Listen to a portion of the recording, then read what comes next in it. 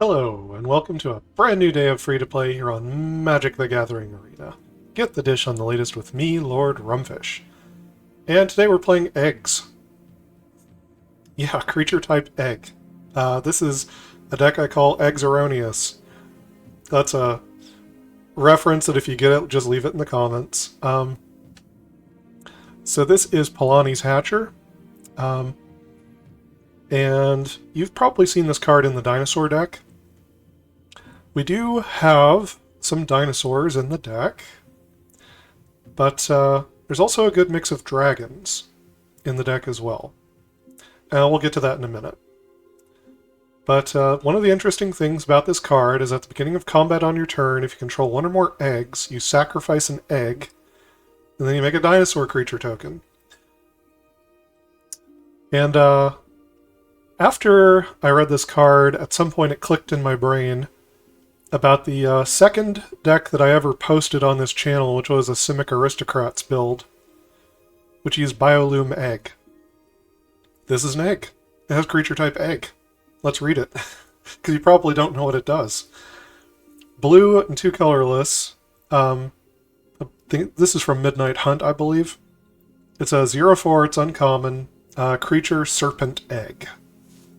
It has Defender. When it ETBs, you scry 2. Okay. When you sacrifice it, it returns to the battlefield transformed under its owner's control at the beginning of the next end step. Then you get Biolume Serpent, which is a 4/4. Also has this thing where you can sacrifice 2 islands to make it unblockable. I don't care about trying to make it unblockable, really. That's not what I'm doing, not why I'm here. Technically, there's like an island up here, and there's an island in the form of like Xander's Lounge, so it's not impossible for the deck to make it unblockable, but that's not what I care about. What I care about is getting this silly Biolume Egg out. You get a scry, you get a blocker, and if you sacrifice it, such as to a Palani's Hatcher, then it makes a 4/4. And then Palani's Hatcher makes you a 3/3 with haste. So, you kind of got your 3-mana 4/4 over here that got you a scry and stuff. And over here you got extra value by turning it into 7 power instead of 4 power. And 3 of it has haste. Is that good enough? Probably not, but we're going to play this deck anyway. And on the egg theme, we've also got the Dragon-Kami Reborn. This is also a card that if you weren't around in Kamigawa Neon Dynasty, you probably don't know what it does. This is a saga. It's green and 2 colorless. Chapters 1 and 2, you gain 2 life. You look at the top 3 cards of your library, exile 1 face down with a hatching counter on it. Put the rest on the bottom in any order. Chapter 3, exile it, and it returns as Dragon-Kami's Egg. Yes, it's an egg. And whenever Dragon-Kami's Egg or a dragon you control dies, and if you sacrifice something it dies, you may cast a creature spell from among cards you own in exile with hatching counters on them without paying its mana cost. Now this one is more of a gamble. Right, it'll gain us 4 life, for sure. It will exile 2 cards, for sure. So, it will thin the deck if we don't hit any creatures. Hopefully we're going to hit creatures when we play this card. And then we get this egg that when the egg dies, or a dragon we control dies, we can play one of the cards in exile. With any luck, we'll hit 2 creatures. Would be pretty unlucky not to hit at least 1 out of looking at 6 cards. And this is another way that we can get not only a 3/3 dinosaur with haste, but some other creature from this deck. Now this is not a ramp deck proper. It can ramp a little bit. That's mostly what I do with my turn 2 over here. Right? We've got Armored Scrapgorger, it's got some Graveyard Hate that can be important in the format. We have Zeus's Many Journeys. This is a way that you stay alive against aggro, believe it or not. you ramp your mana up, you gain 3 life, and then you get a 3/3 blocker, and all of those are a good package for trying to keep you alive in the early stages of the game. 1 Intrepid Paleontologist, just because I decided that 10 was the right number of 2 mana ramp cards. So why not? We'll get this one that works with dinosaurs. Can give us some extra value out of the graveyard, can give us some long game if we get to that point. And we got Llanowar Loam Speaker. Good blocker, makes mana of any color, can also animate lands, which we do have some creature lands in the mana base, which have special attack triggers that still work even if they've been animated in a different way. So we've got the Restless Vinestalk, we also have the Restless Ridgeline. Aether Channeler is here to be a tempo play. You may have noticed this deck doesn't really have much interaction to it. So there are game states where the deck is just going to roll over and die, basically, because we can't interact with the opponent. I might go up on the number of Aether Channelers. I want a high density of creatures in the deck to hit with the Dragon-Kami Reborn. And this is a creature, and it can bounce something like an Atraxa out of the way so we can come in for lethal. 1 copy doesn't seem like very much. There is a way we might be able to tutor it even late in the game, though. We'll get to that. We also have Geralf, Visionary Stitcher. Geralf is a different angle of attack here. This is part of the original combination that I had in the first Simic Aristocrats deck, where Geralf can sacrifice these Biolume Eggs. You get a 4/4 zombie, and he gives the zombie flying, because it's based on the toughness of the creature. And then you also get a 4/4 serpent. Geralf, once he doesn't have summoning sickness, at any moment, if you have a blue mana open, you are threatening to sacrifice any of your non-token creatures and turn them into a zombie. A big one. He likes high toughness more so, but it's still useful even if, you know, the opponent points a piece of removal at Palani's Hatcher. It still behooves you to go ahead and sacrifice it and get a free, basically, 3/3 flying zombie. I know he's an odd one of here, but I've always had some faith in Geralf as a card. I like him. I think he's good. I think the opponent must deal with him, or he just becomes this... it's a bit like Skrelv. Now, hear me out here. Geralf is more mana intensive. He comes down later, but Skrelv can't even block. Skrelv can be aggressive if you choose to attack with it. Lots of people choose not to. I think that's often a mistake. I think often it is correct to get in with Skrelv in the early turns. Anyway. Geralf is different. He comes down on 3. He's a 1/4. He's a good blocker. It's not Phyrexian mana, so it always costs at least 1 blue to activate him. But in a similar vein to how Skrelv can protect one of your other creatures from something, Geralf can sacrifice it and turn it into a giant flying zombie.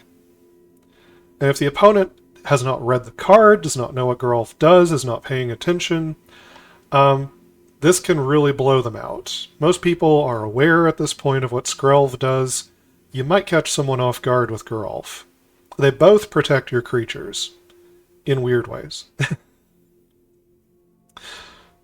Skrelv is more offensive all the way around.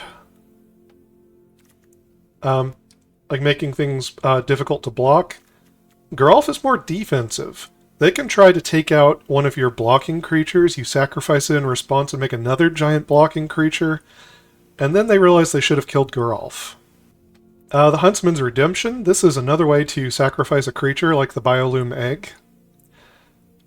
In order to fetch up a creature or a basic land. You know, if we're really hurting on land, then we could fetch one up to be able to hit, you know, like Palani's Hatcher or the Tortoise or something.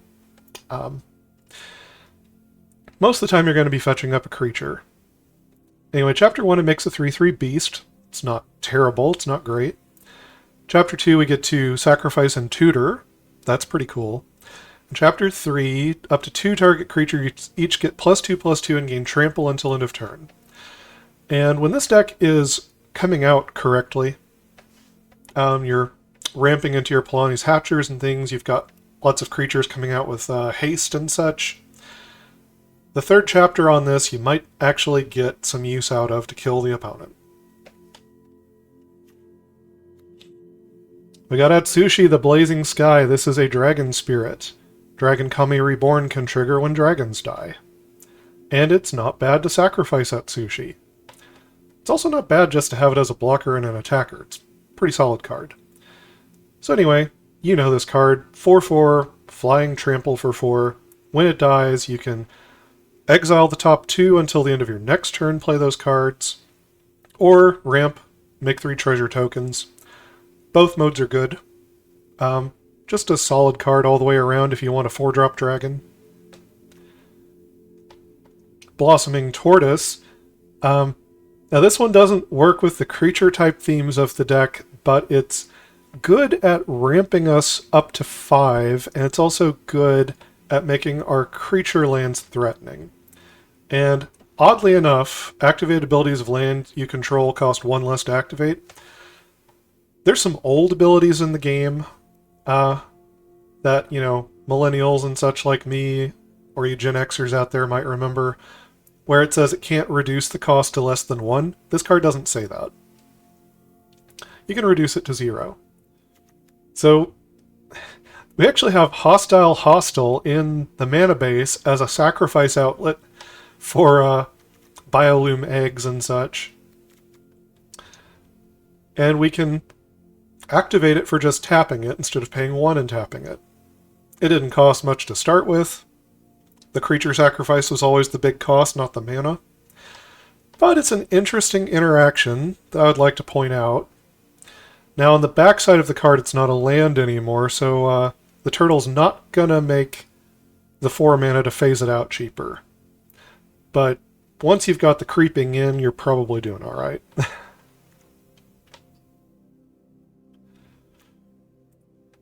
But yeah, the tortoise can animate Restless Ridgeline and Restless Vinestalk more easily. And it can find copies of it by milling it for us. We needed more 4-drop stuff in the deck, something to kind of fill this spot on the curve, and I decided I like turtles. Bonehoard Dracosaur is both a dinosaur and a dragon. That's cool because Palani's Hatcher can give this haste. That can be a big swing of damage. Dracosaur is also a dragon, so if it dies, it can trigger the Dragon-Kami Reborn once it's an egg. And Dracosaur is just a beating. If you untap with this card, this is like a must-kill threat because it's probably gonna generate a 3/1 red dinosaur, make you a treasure, and give you 2 more cards to play. It's pretty crazy. Very good in here. And from the original second deck that I ever posted on this channel, we've got a 1 of a Vivien on the Hunt. You probably don't know what this card does. It's 2 green, 4 colorless, mythic rare. So we have a 4 loyalty, 6 mana planeswalker named Vivien.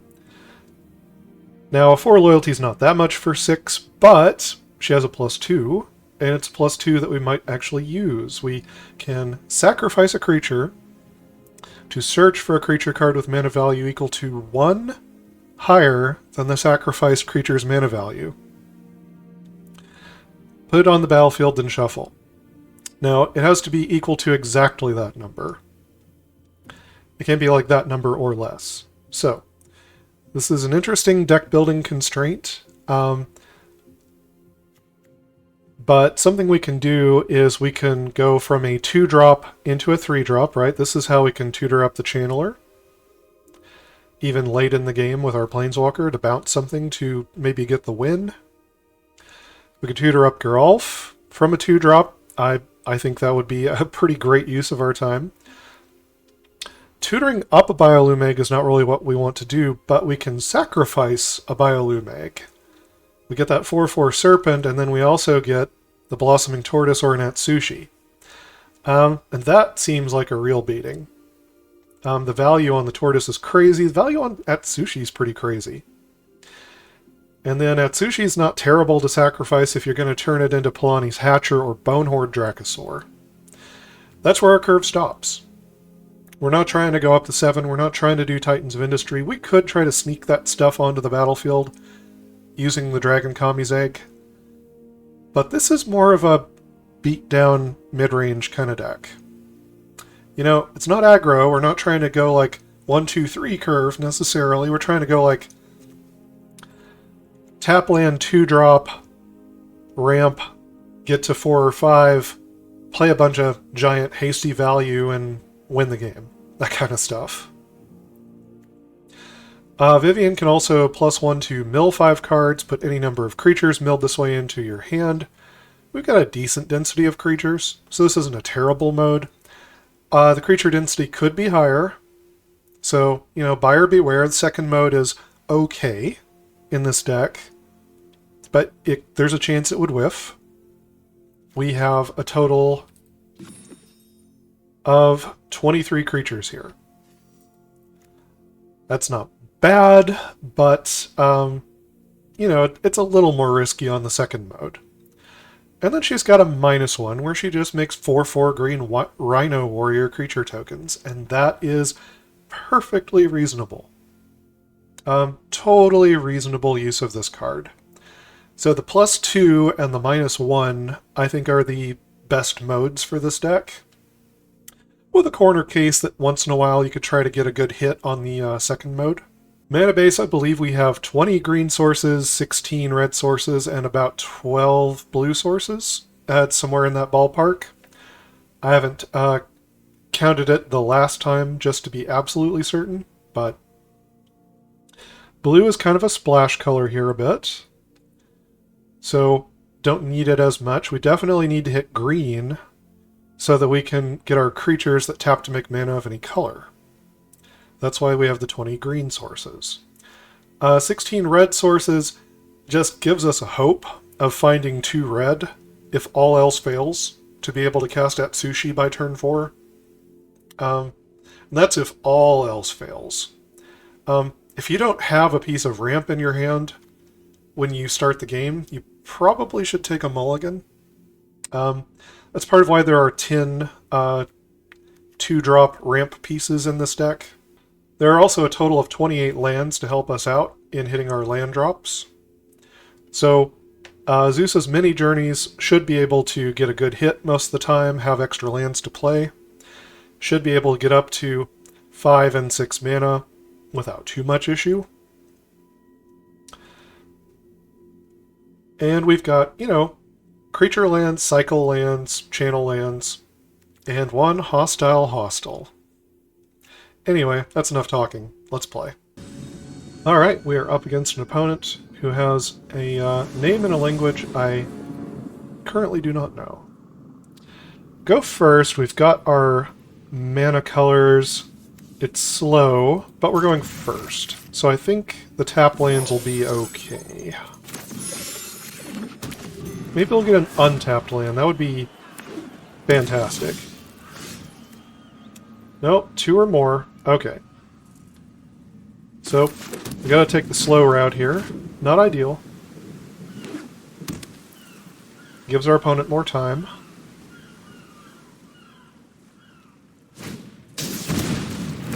Rona. Okay, so we've got time to play this Restless Vinestalk here. Get out the Scrap Gorger. We can pressure them with Palani's Hatcher next turn. Could try a Dracosaur. I feel like they're going to have removal they can snap off initially. Maybe not, though. Maybe they're just a Legends deck. Maybe they're all creatures. Okay, there was a Make Disappear. And then get rid of a Restless Vinestalk. Not quite sure what they're up to here.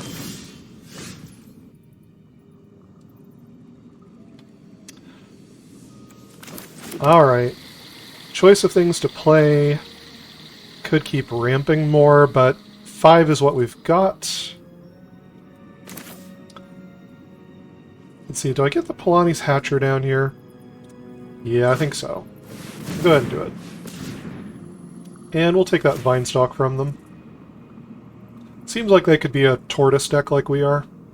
Now, Old Rutstein can block this turn, but I'm still happy to start converting eggs into 3/3s.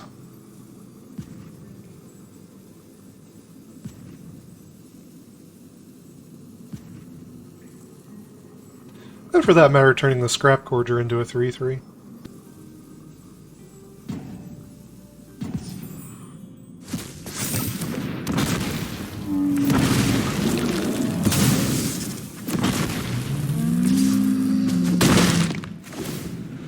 As it turns out, they weren't able to block because they timed out. So, we got in a free hit. Looks like they're back.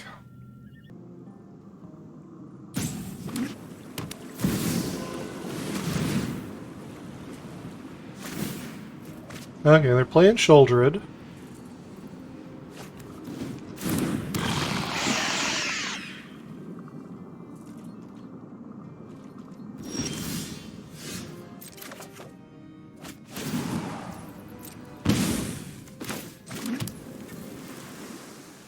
Okay, so if I play this Dracosaur, it can come in with haste.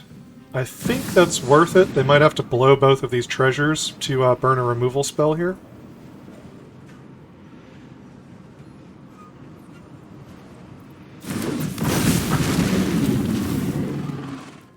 It looked like they were thinking about hitting the Hatcher, but instead they have to blow their treasure to kill the Dracosaur. Which means they still are not able to hit Palani's Hatcher. And it'll come in for 5.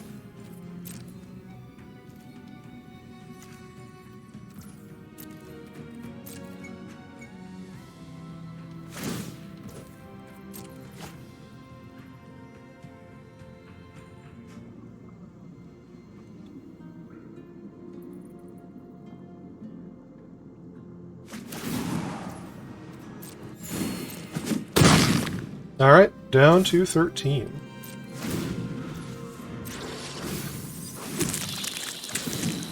Okay, they got the other Sheoldred in the graveyard.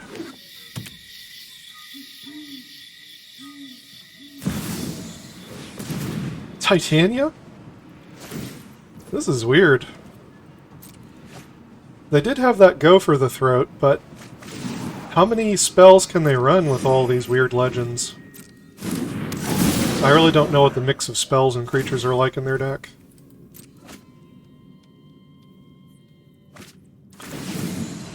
They are discarding just as fast as they can. Titania does gain them life doing this.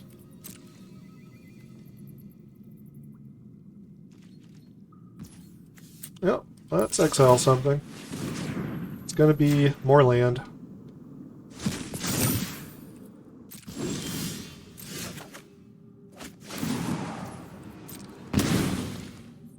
Okay. So let's see, I don't have a way to draw a card before combat here. I could come in with the Vine Stalk, but I need to keep building my board. So I think I just don't give them any information yet and come in with the Hatcher. Could block with Titania. Nope, just giving away a bug. That's fine.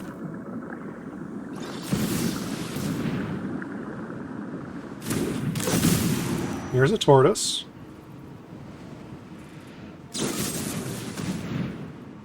I will go ahead and produce a green, thank you. And let's see, we'll get rid of the Sheoldred, let's say.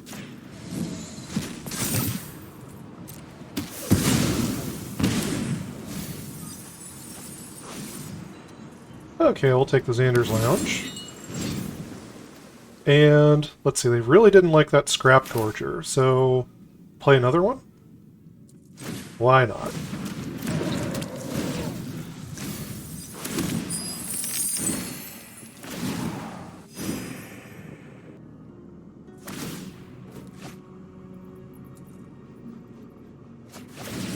many cards do they have left? Okay, they still have a lot. They're at 37. Get rid of a cut down. Could have killed the Scrap Gorger with it. Play a Glissa. Glissa is annoying for sure. I don't really have good interaction for Glissa. Just kind of have to let her hit me. Although I could get back my first striking dino. That would be interaction for Glissa. They'd kill each other. I can't do it all in one turn. That would be 9 mana.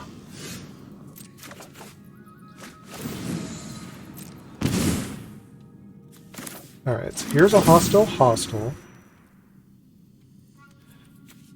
I'm going to use it for mana. Go ahead and play the Paleontologist.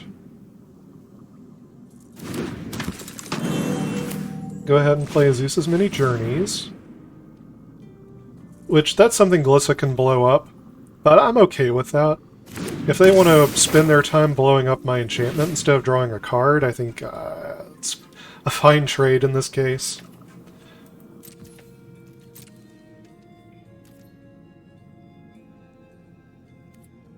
Alright, no attacks because of the Glissa right now, but they might choose to attack with that Glissa.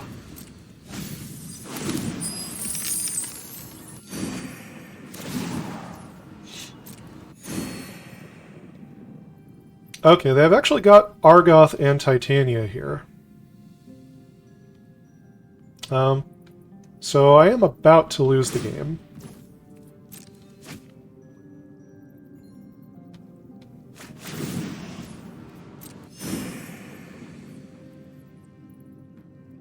This is an interesting multicolor pile here. I guess you'd call it Sultai. Right? Blue, black, and green. Yeah, Slogurk. Not really sure how they made room for the counterspells and removal. It looks very greedy to me, but... They're not above 60 cards, are they? No, I don't think so.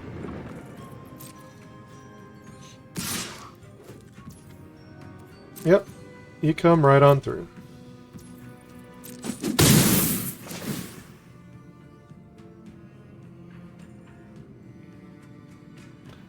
So do you want to draw a card, or destroy my enchantment?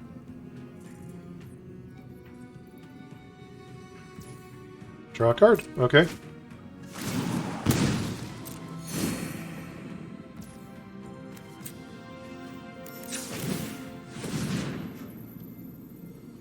Let's see.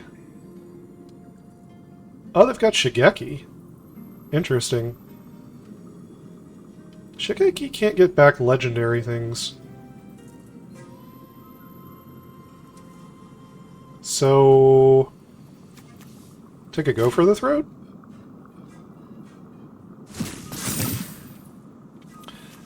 And let's go ahead and exile from my graveyard Dracosaur.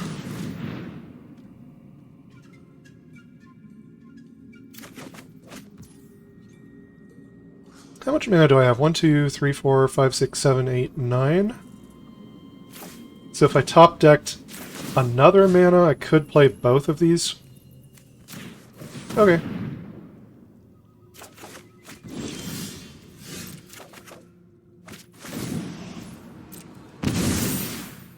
Gain 3 life. They're about to transform their Titania, so it's just kind of a train wreck, really. But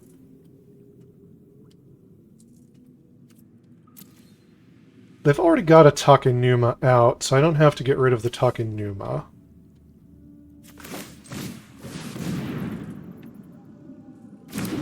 Anyway, let's play the Hatcher. Play the Dracosaur.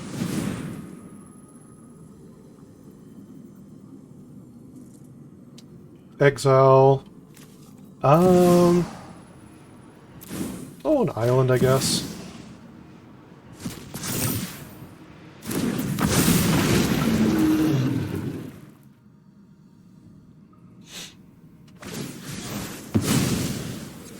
bounce the Dracosaur back to my hands. Okay.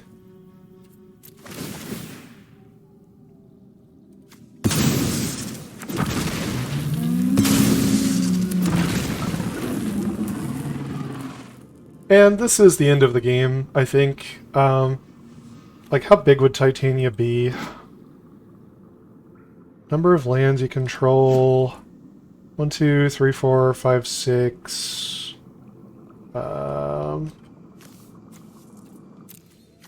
See, they do not have an Otawara out. 7. That one doesn't count. 8, 9. She'd be a 9/9 who can animate more lands with 4 mana. Actually, I guess Titania doesn't just kill me here. I guess not. So, should I pressure the opponent back? Well, let's do a little bit. Let's do a little bit.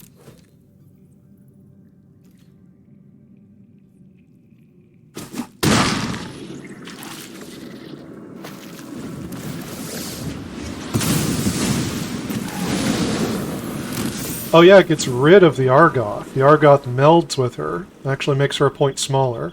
Legend ruled the Takenuma.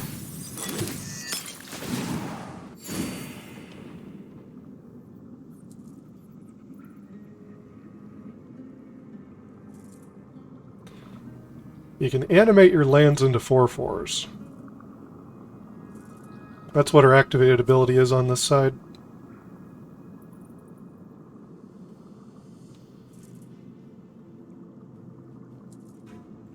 You want to just permanently animate your Restless Cottage here? I have pretty good blocks. Not against Glissa, but against anything else.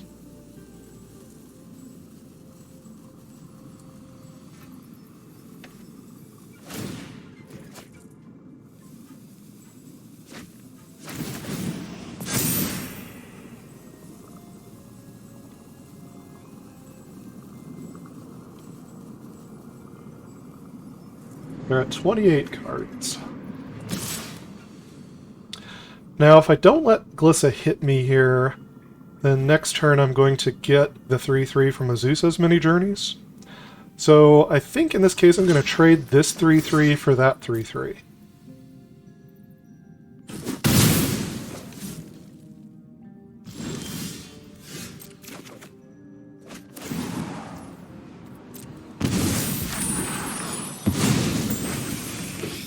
And you see, now there's no reason not to block their Glissa with the Likeness of the Seeker, because Glissa would just destroy it anyway.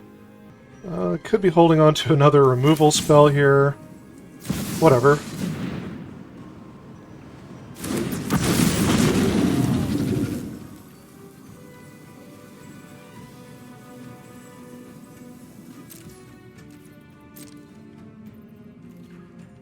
Titania has reach. Right. Yeah, go ahead and get down the Loam Speaker.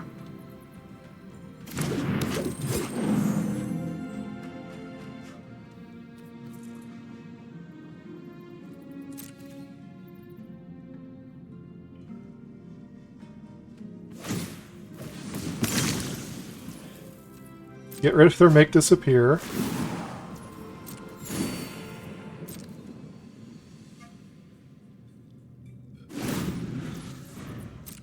This has turned into quite a game. I feel like they've had the front foot on this game pretty much the whole way. But I think I'm going to show this game anyway. This has become interesting enough that I think even if I lose, I'm just going to go for this anyway.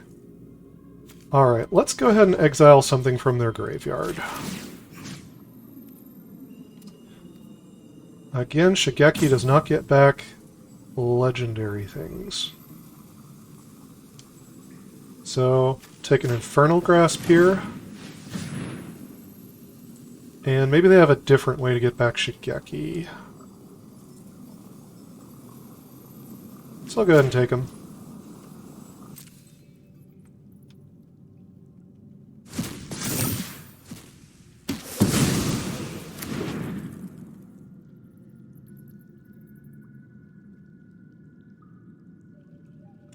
So they don't have a way to kill the Bonehoard Dracosaur here. It's gonna trigger.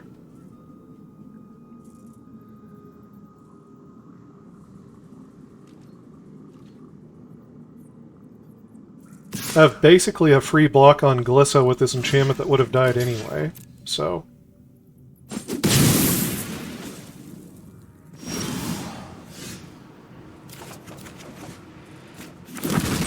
There we go. Got a dino and a treasure. Play a land. Oh, sorry. Go to draw step. There we go. Play this land. Play the Dragon-Kami Reborn. That actually gains us life.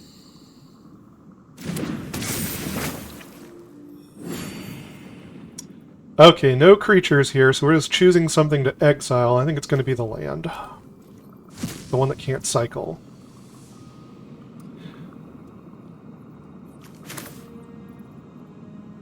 Let's see. Yeah, Scrap Gorger. No reason not to, I guess. Okay, I still have 38 cards left. They have 25. Now, they've got some big tramply creatures that they can produce over there, but my Graveyard Hate is really cramping their style.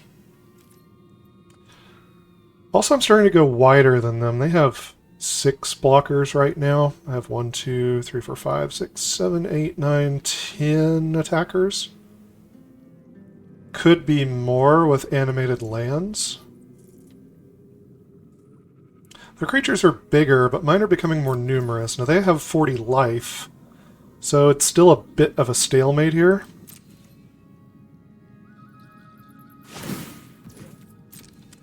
They're just milling. That was just a mill.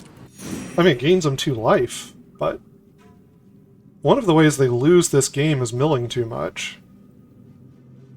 Alright, Titania can help them go wider. If they're willing to commit their lands, they didn't. They could have used all that mana to start animating lands, and they didn't do it. I think I would have.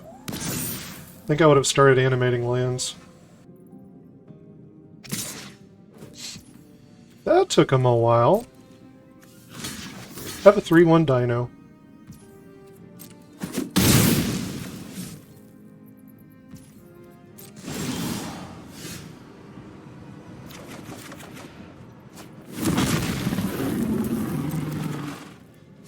That is a lot of lands. Give us another dino, though. That's a creature. That's a creature, I'll take it.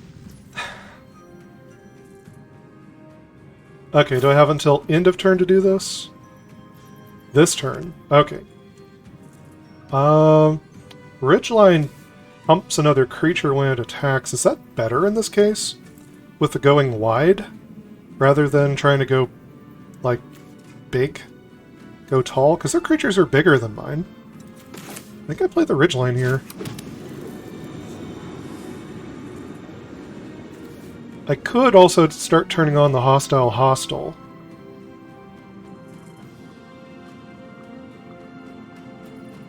I think I'll wait until I get the egg.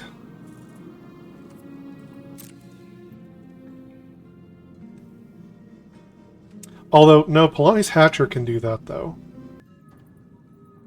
Again, Titania is at instant speed. Okay, this time they don't do the mill with Rona.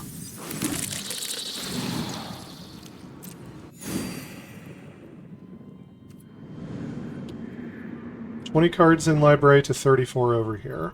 I am starting to go through them with the Dracosaur, but not as fast as they are. Draw discard. Deeper, deeper, deeper. Trying to find an answer for the Dracosaur.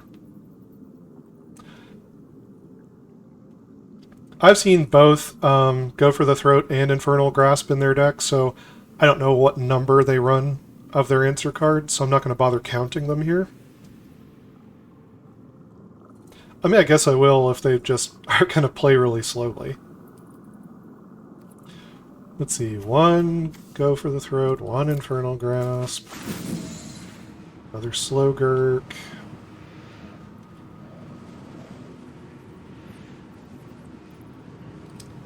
Okay, I've seen a couple of cut down, but I haven't really seen that many removal spells from them. They might not run that many. I don't think they have room for a full playset of them or anything. Titania gets a little bigger. Now, looking at their creature land, they're thinking about trying to come in. My blocks are pretty good.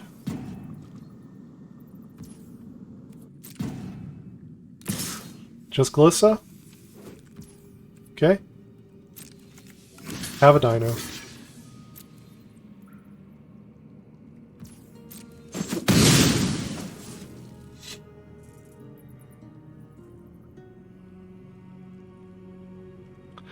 And yeah, I'll let the Palani's hatcher flip the egg on this thing. Oh, there's another Palani's hatcher. And another Dragon-Kami Reborn. That's more life gain. Draw. Okay. Okay. Getting a little interesting here.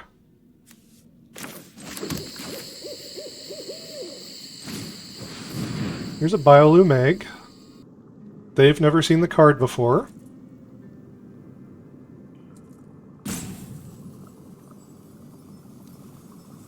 Yep, go ahead and read it.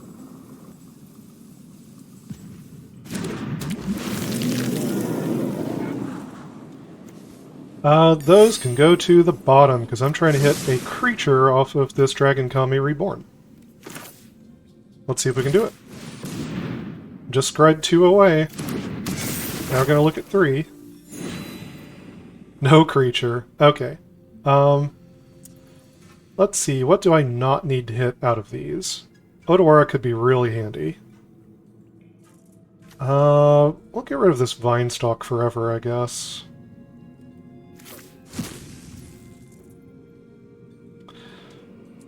And we're going to play this other Palani's hatcher.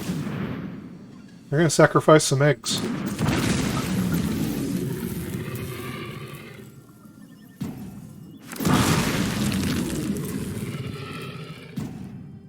Here we go. Sacrifice an egg. Biolume Egg. Sacrifice an egg. It's Dino Egg. Sacrifice an egg. It's Dino Egg.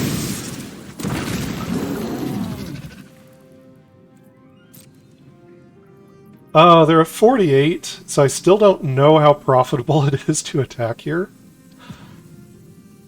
And yes, I've been forgetting to use my Scrap Gorgers. Complex board state. I haven't played a lot of games for the camera recently. Please cut me a little slack. And here comes the serpent. Biolume Serpent.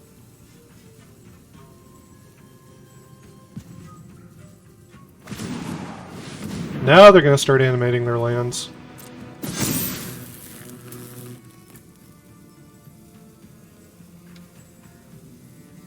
If I kill those off, Titania gets smaller.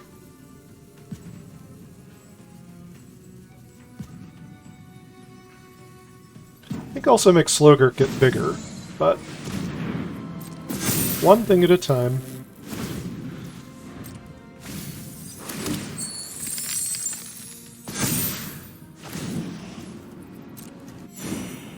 They have 17 cards left. They play a land.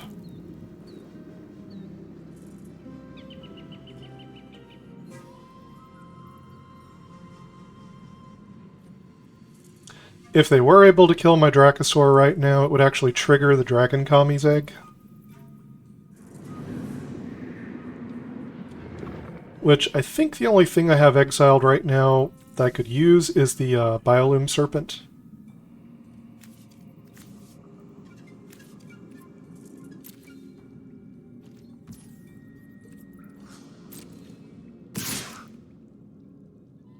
Glissa again. Ho-hum. Oh, well, I mean, I could put this egg in front of her, but no, I'm just going to put this dinosaur. It's more value to use the egg to the Palani's hatcher.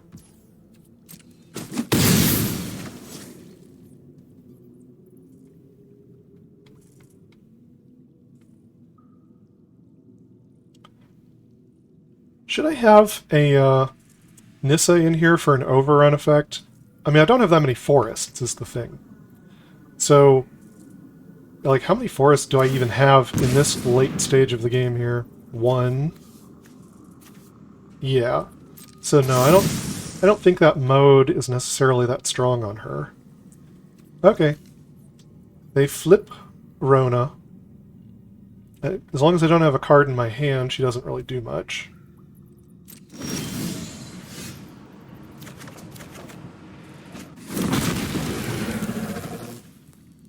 Alright.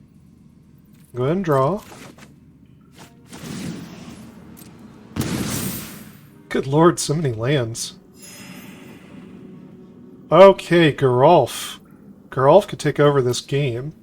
I mean, don't get me wrong, the bounce could be useful as a tempo play kind of a deal, but Geralf has got the long-term value kicking that we need in this game.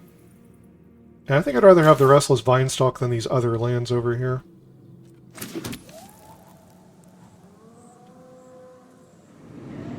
Alright.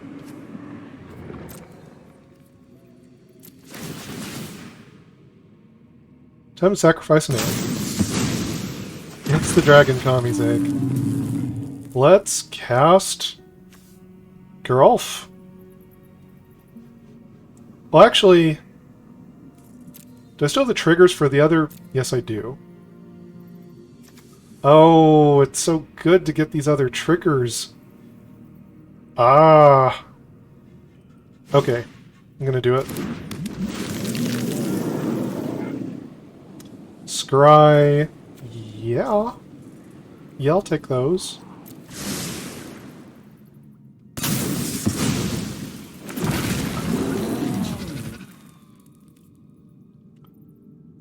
Alright.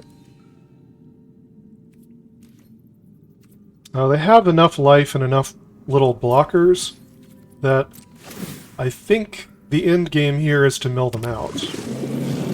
So at some point, I could start swinging with the Dracosaur if I'm worried about milling myself out.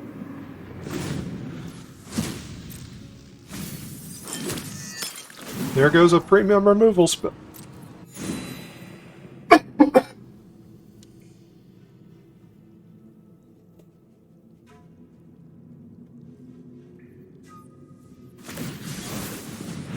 Bounce the Dracosaur. Well, that slows down my mill.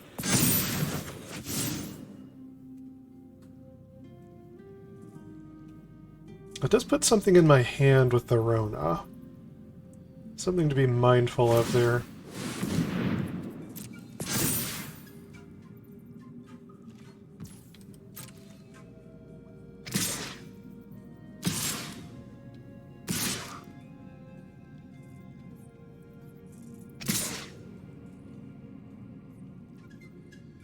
Okay. No? They're thinking really hard here, folks.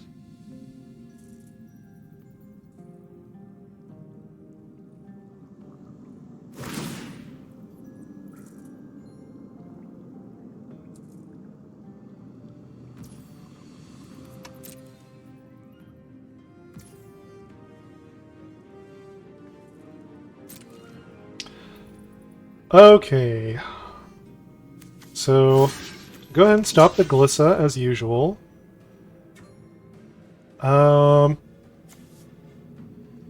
Let's take a couple of 3/3s and kill the forest.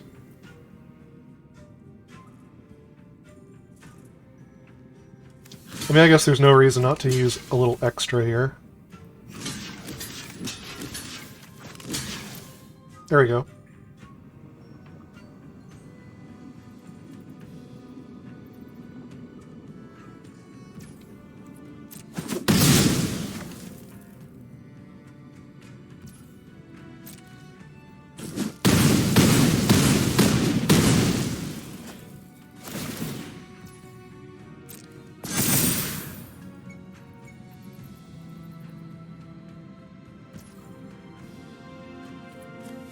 Alright, let's start actually exiling some stuff from their graveyard again.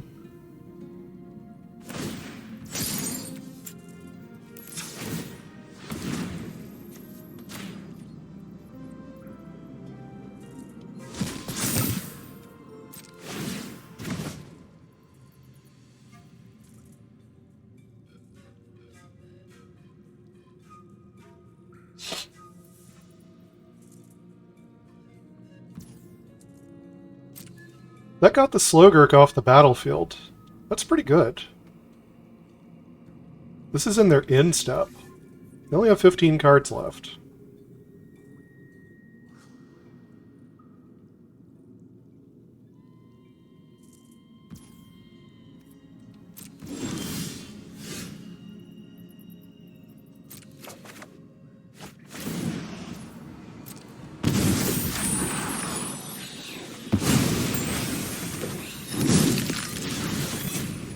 Now, admittedly, I am running through my own cards too at the moment. We'll see where it goes. Tortoise or Atsushi. At this point, I don't want to do more mills. I'm going to take the Atsushi.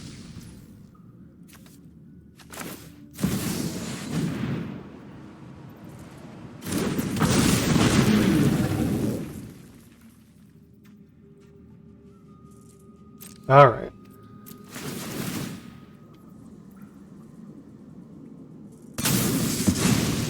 Sacrifice the Dragon-Kami's egg.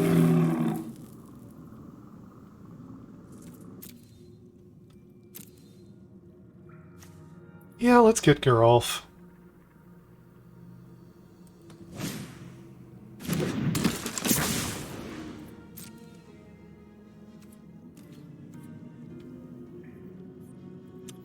Alright. No attacks.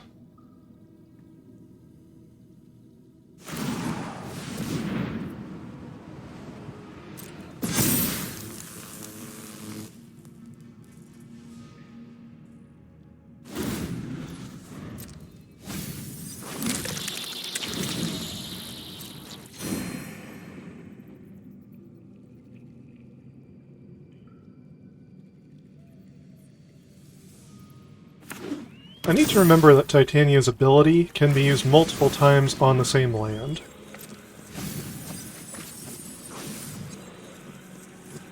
So you can pump it up beyond just a 4/4. Okay. Sacrifice a non-token creature? Sure. Doesn't really matter that much, does it? Could be any of them. How about this Hatcher?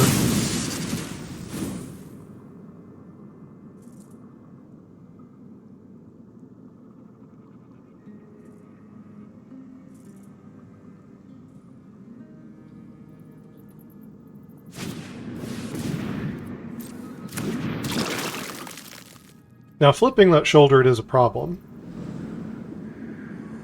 Actually, I've been able to deal with their flipped Titania, but flipping that Sheoldred could be a big deal.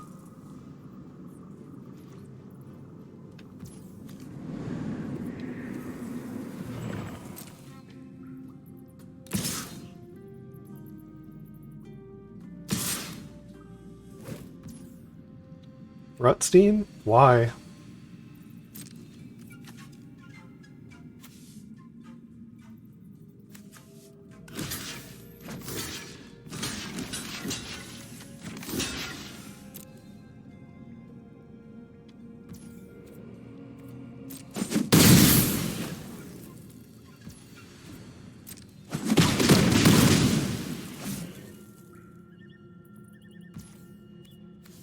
Alright. Let's keep taking these lands.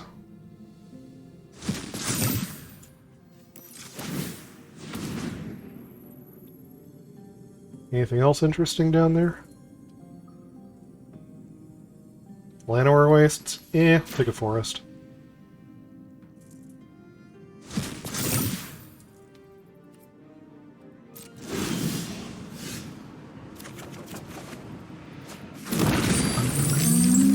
Alright.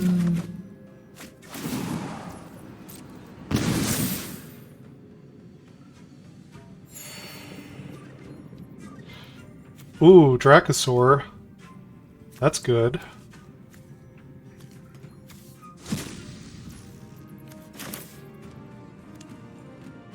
Let's see, I guess this is one more land than I would otherwise have.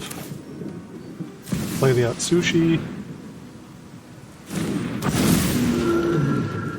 Geralf is active. So anything that's not a token creature, I can start turning into giant flying zombies. Alright, no attacks. Now, having this card in my hand, they might be tempted to try to come in with Rona, not knowing that it's just a mountain. I have 9 cards to my 20.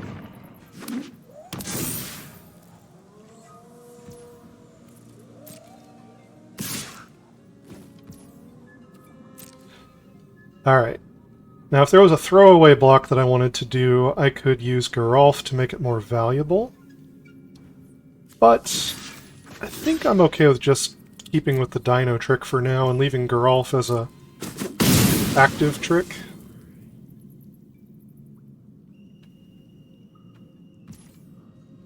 Okay. Could sacrifice the Atsushi here. Not really in a hurry to dig through the deck, though.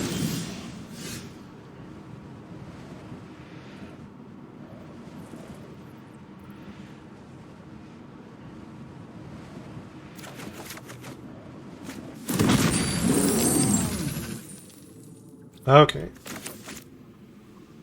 Oh, draw step.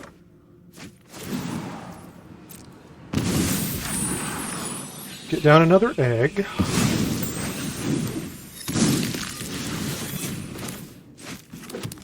Play this Copperline Gorge. Okay, so if I play the second Atsushi, it's going to legend roll. So, now's the moment, I believe.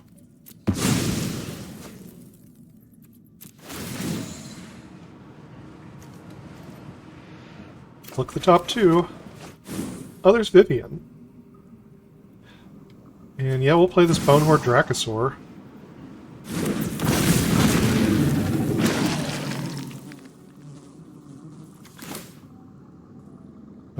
Here's an Atsushi.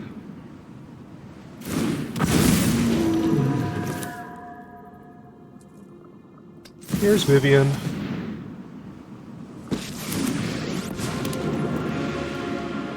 Concrete jungle. Sounds like my kind of place. Alright.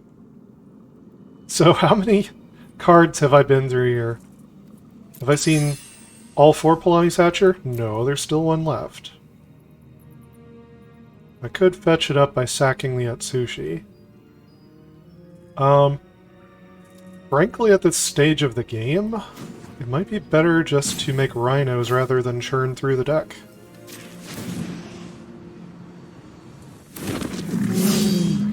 Stand in our way. Here's a Scrap Gorger.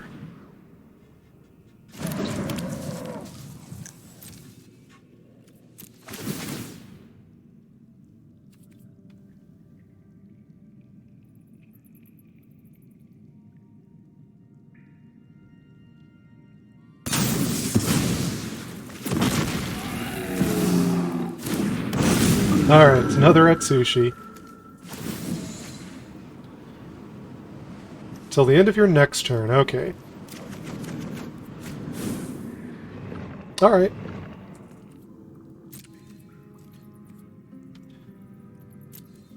No attacks. I do need to be careful now about how fast I'm going through the deck.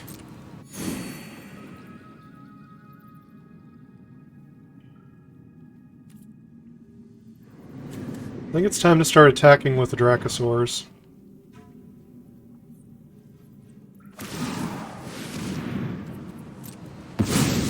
Alright, they're going to the Sheoldred endgame. I do not really have an answer for this.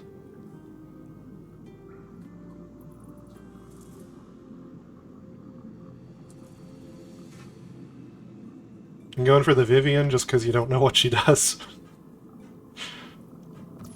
No, Dracosaur. That's going to slow down the rate that I go through the deck. Alright. That's fine.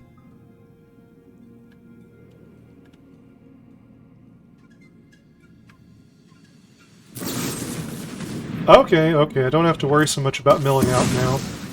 They took care of it for me. Alright. Discard and mill. Okay. Then all creatures from all graveyards on the battlefield under your control. Sure. Let's start exiling them.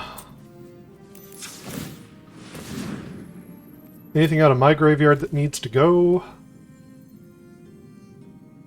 None of those come in with haste.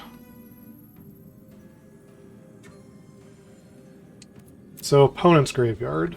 Stuff I would not want them to get back. Sheoldred, I guess?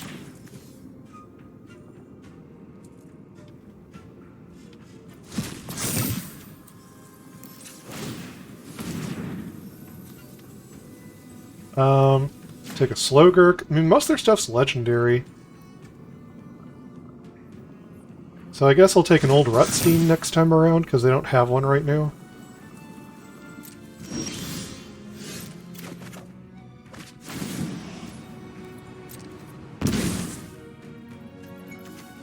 Alright.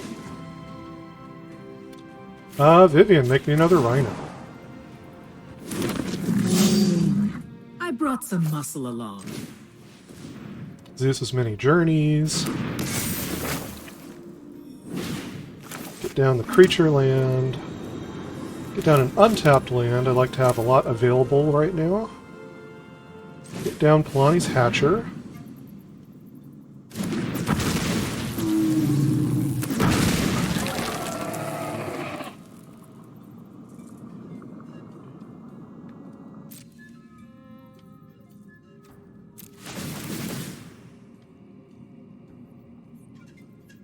Alright.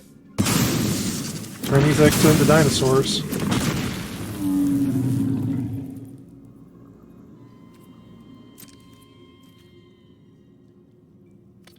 And hold my ground.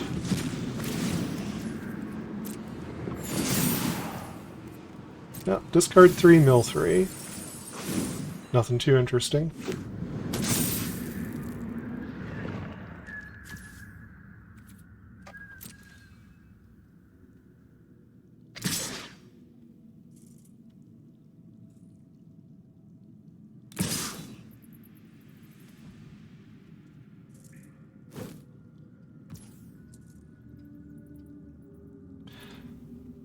Alright. Yeah, just stop the Glissa like always. And Rona... Let's see. Card from their hand at random... Yeah, whatever.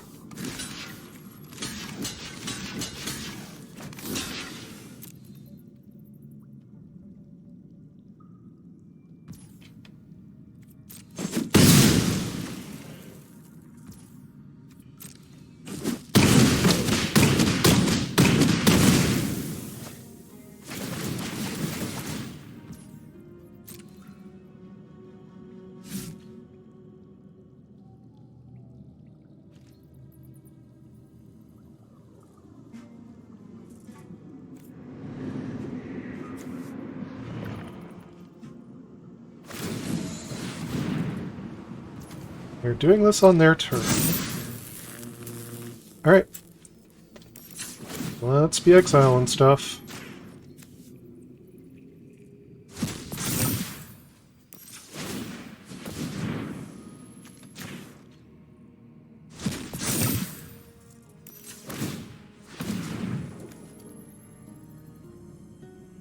Actually, one old Rutstein might be good just to,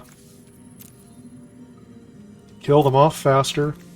Take this other Rona, though.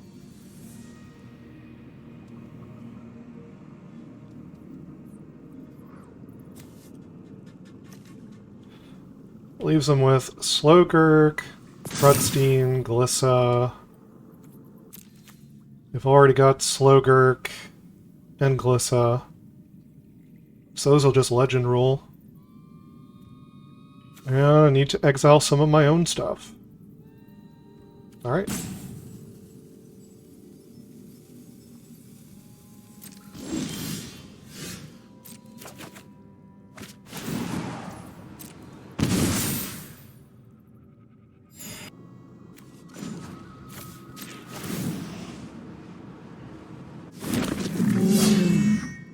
be bad, but we're big.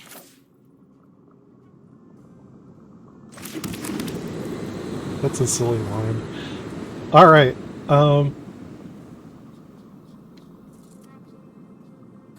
yeah, I guess now's the time. I mean, I could make the mana on their turn in response to this trigger, right? So put a stop on their main.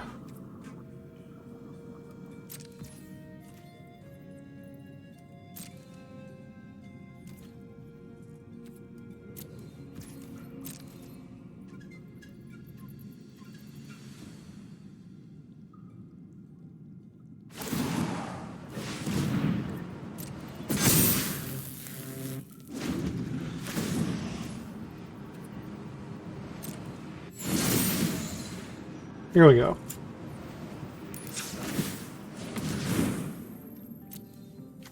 Started getting the creatures.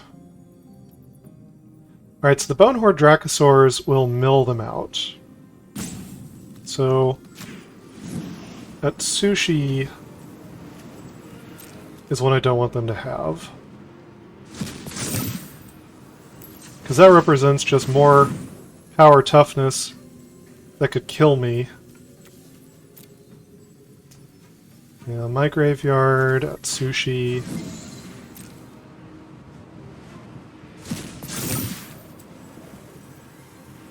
Make some red mana here. My graveyard. Take the Paleontologist. There we go.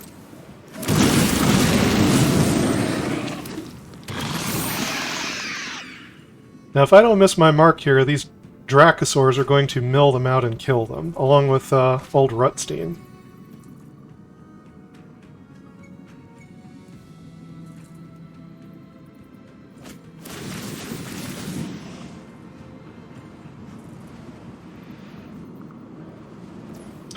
Now let's go ahead and animate some lands.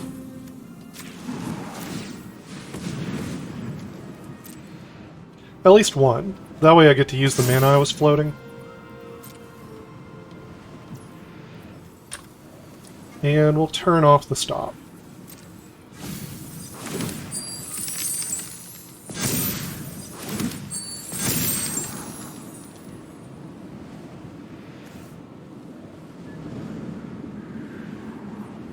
Okay, and yeah, they're just milling right now.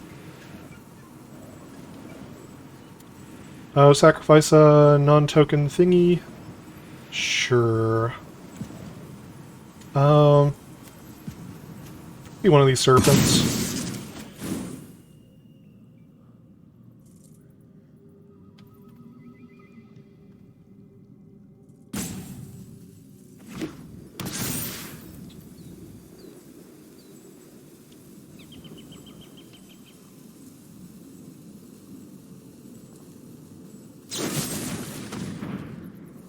Cut down Geralf. Okay. How about I go ahead and turn this into a permanent 6/6? So I don't have to keep pinging mana into it.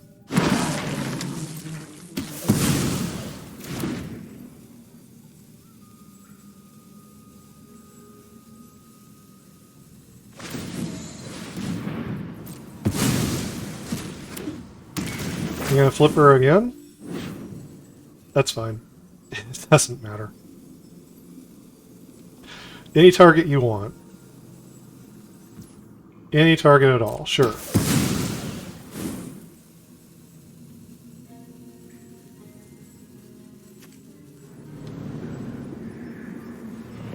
Those Dracosaurs, yeah, those Dracosaurs are gonna get them.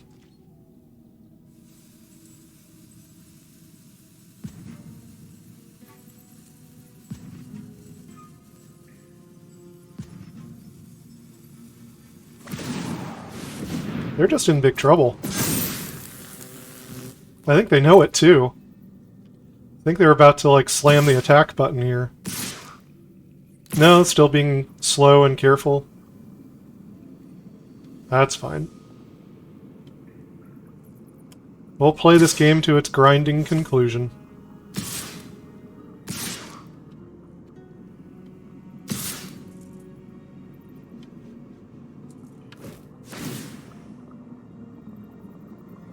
Choose your targets.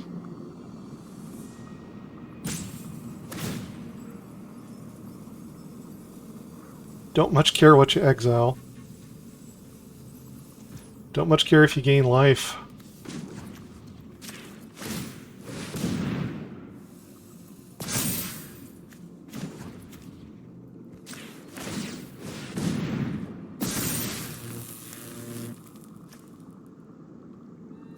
And let's see what. Make red and green. So yeah, I'll just use one of these. Go ahead and animate this thing. Didn't even have to. Forgot the turtle makes it cheaper.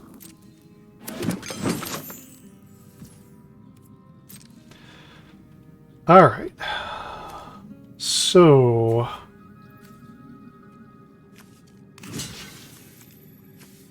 you block Glissa. You guys block this cottage. You guys block this river. You guys block this vine stalker. You guys block this Otawara. And these lands can block over here.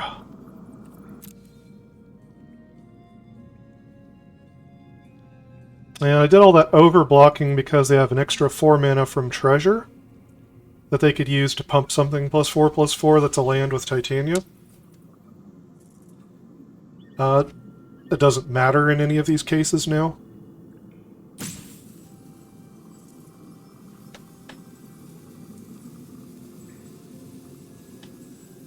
All of those are going to get killed.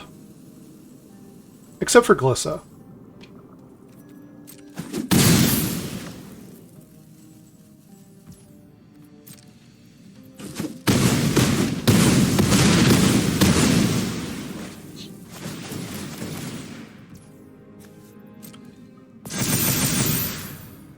Yeah, make Slogurk bigger.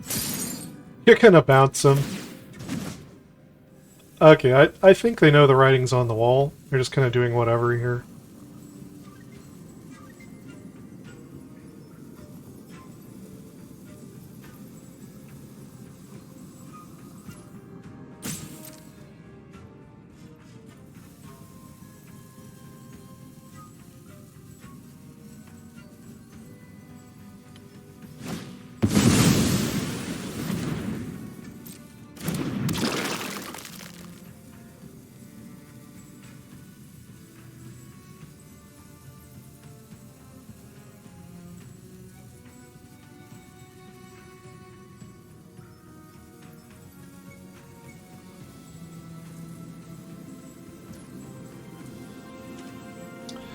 So yeah, Dracosaurs are on the upkeep, so they've lost. I don't really need to do anything else here. We'll just skip it back to their turn here.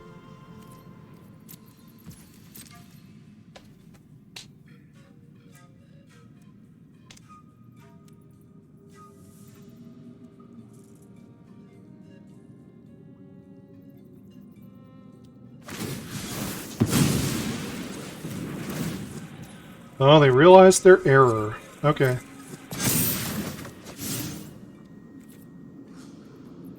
That's fine.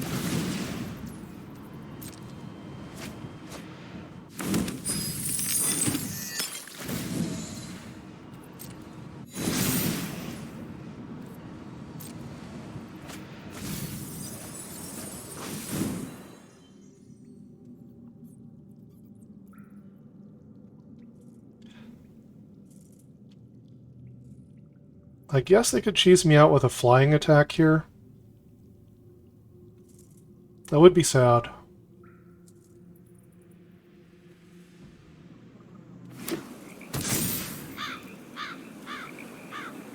Would be sad.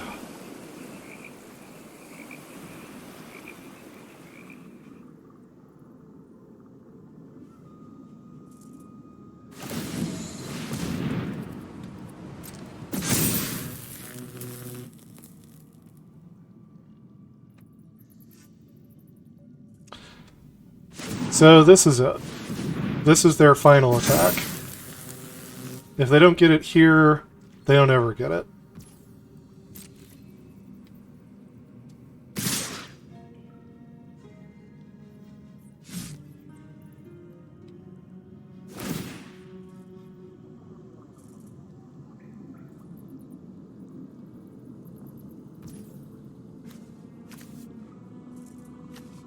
All right.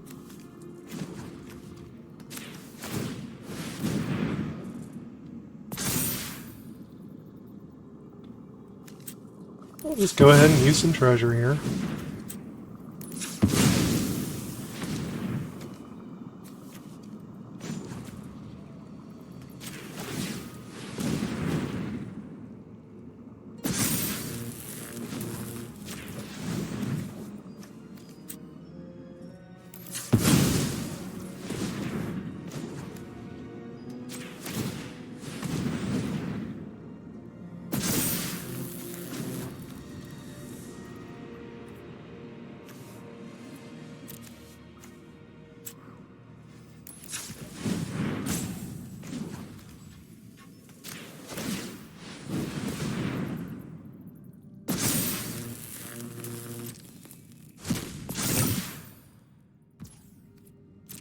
Okay.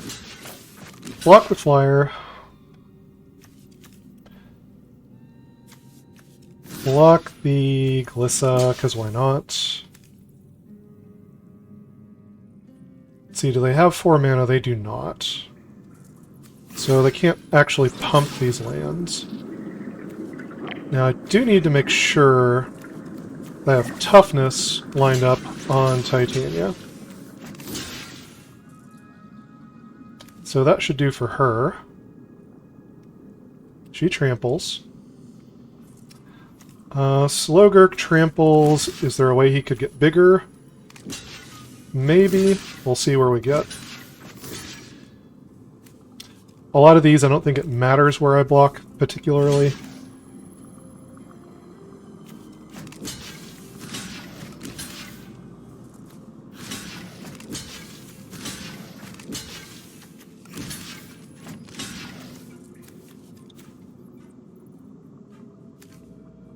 What else is... Is there anything coming through at this point?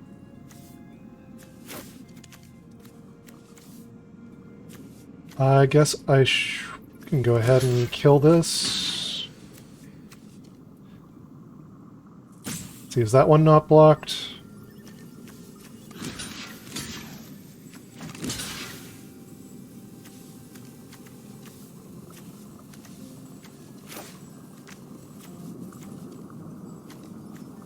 Looks like everything's blocked.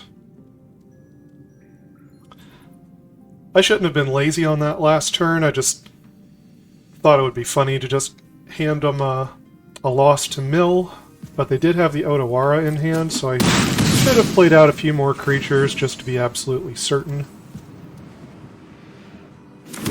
They had all the blockers I needed, but...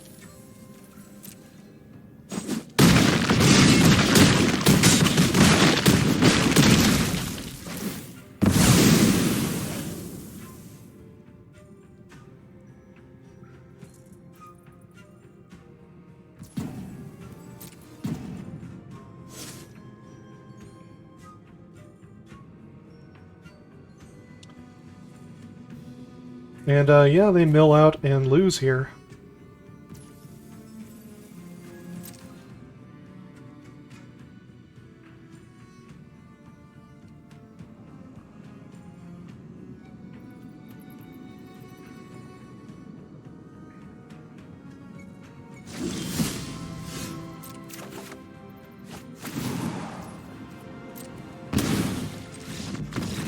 There we go. Well, folks, that was a heck of a game. I guess I will end here undefeated at 1-0. Should you add more interaction to the deck? Yes, probably. It's good to keep the creature count really high, though, if you want to run the Dragon-Kami Reborn. And it is an egg that, as you saw, does interact with Palani's Hatcher. I couldn't have asked for a game that showed off more of what the deck does than that game. So anyway, you could run more Aether Channeler. There are some green creatures that can enter the battlefield and destroy artifacts and enchantments. You could go big with Titan of Industry. You could go middling with a... there's a 3/4 dinosaur, I believe, that does it on ETB. There's also a 3/3 for 3 that you can pay green when it enters the battlefield, and it can gain you life, blow up artifact or enchantment, or I think it can exile the opponent's graveyard. That might be a good one for this deck as well. But anyway, it's a bit silly, but it's also kind of fun, surprisingly resilient. As you saw, we basically played against Sheoldred the entire game. You know, just losing 2 life, but the way that we draw cards in here is through exiling them. Exiling them and casting them for free and things like that. And we had enough life gain from, like, Azusa's Many Journeys, Dragon-Kami Reborn, that we offset all the damage that Sheoldred did for the entirety of the game and the opponent milled out. Look, I can't tell you what to do with your wild cards, but I had fun making and playing this deck. I hope you've been entertained. So, yeah, you could like and subscribe. Checking out my other videos is the big one. That's the one that helps the channel the most. And until next time, never stop honing your critical thinking and empathy.